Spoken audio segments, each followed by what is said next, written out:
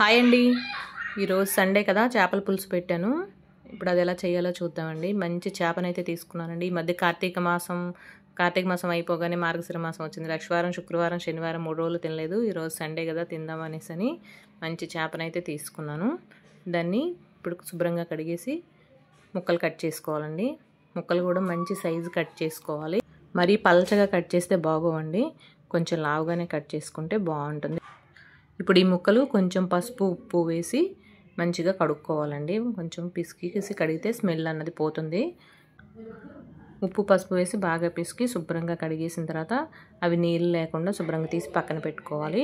ఇప్పుడు ఇందులో కొంచెం పసుపు, కొంచెం ఉప్పు, కొంచెం కారం వేసి బాగా ముక్కలకు పట్టేలాగా కలపాలి. కలిపేసి పక్కన పెట్టుకొని స్టవ్ మీద ప్యాన్ పెట్టుకొని కొంచెం ఆయిల్ వేసుకోవాలి. ఆయిల్ వేసుకొని వేడెక్కిన తర్వాత ఈ ముక్కలు ఒక్కొక్కటిగా వేసి మంచిగా వేయించుకోవాలి.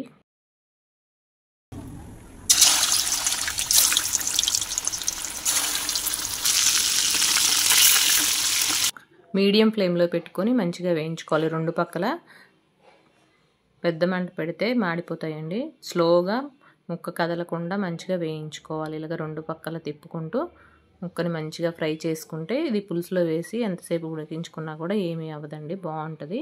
ఇలా ముక్కలన్నీ వేయించుకొని తీసుకొని పక్కన ప్లేట్లో పెట్టుకోవాలండి. చూడండి, ఇలాగ మాడిపోకుండా మంచిగా వేయించుకోవాలి. వేయించుకుంటే పులుసులో వేసుకున్నప్పుడు చాలా టేస్టీగా ఉంటాయండి. ఇప్పుడు గ్రేవీకి కావాల్సినవి మిక్సీ చేసుకుందాం. ఉల్లిపాయ ముక్కలు, అల్లం, వెల్లుల్లి, ఈ ఉల్లి వాసన రాకుండా ఉండడానికి 2 యాలకులు, 2 లవంగ ముక్కలు, చిన్న దాల్చిన చెక్క వేసుకొని మిక్సీ చేసుకుంటే ఉల్లి వాసన రాకుండా ఉంటుందండి. ఇప్పుడు అవి మిక్సీ చేసుకుందాం. చెక్క, లవంగా వేయకపోతే ఉల్లి మనం ఎంత వేయించినా కూడా కొంచెం పచ్చివాసన వచ్చినట్టుగా అనిపిస్తుందండి. అందుకే అందులో మిక్సీ చేసినప్పుడు కొంచెం 2 యాలకులు అవి వేసుకొని చేసుకుంటే మంచి వాసన వస్తుంది కూడాను. ఇప్పుడు మిక్సీ చేసుకున్న తర్వాత ప్యాన్ పెట్టుకొని అందులో కొంచెం ఆయిల్ వేసుకొని వేడెక్కిన తర్వాత 2 మెంతి గింజలు వేసుకుంటే బాగుంటుందండి పులుసుకి.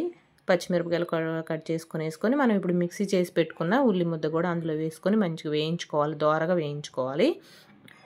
బాగా గోల్డెన్ కలర్ వచ్చిందాక వేయించుకొని కొంచెం సాల్ట్ వేసుకుంటే అడుగంటకుండా ఉంటుందండి. చూడండి, వేగితే ఇలా ఆయిల్ బయటకు వస్తుంది. ఇప్పుడు 2 టమాటాలు కట్ చేసుకొని వేసుకొని మెత్తగా మగ్గనివ్వాలండి. మిక్సీ చేసేసుకున్నా కూడా బాగుంటుంది, కానీ నేను ముక్కలు కట్ చేసేసాను. ఇప్పుడు అందులో కూరకు సరిపడా కారం వేసుకొని ఆ కారం పచ్చివాసన పోయిందాక కొంచెం వేయించుకోవాలి. వేయించుకున్న తర్వాత మనం చింతపండు నానబెట్టి రసం తీసుకొని పెట్టుకున్నది ఇప్పుడు ఇందులో వేసేయాలండి. చింతపండు రసం ఇందులో వేసి పులుసు బాగా మరగనివ్వాలి. మసాలా కూడా ఇందులోనే వేయాలి. వేసి బాగా మరగనిచ్చి ఆ మరుగుతున్నప్పుడు మనం వేయించి పక్కన పెట్టుకున్న చేప ముక్కలన్నీ ఇందులో వేయాలి. మనం చేప వేయించకుండా పచ్చిది అయితే పోపులో వేసి ఒకసారి వేయించుకున్న తర్వాత మనం అప్పుడు పులుసు వేస్తామండి. ఇవి ముందు ముక్కలు వేయించుకున్నాం కాబట్టి పులుసు అన్నీ రెడీ చేసుకున్న తర్వాత మరుగుతున్నప్పుడు ఈ వేయించిన చేప ముక్కలు ఈ పులుసులో వేసుకొని ఒక 5 నిమిషాలు ఉడికించుకోవాలి.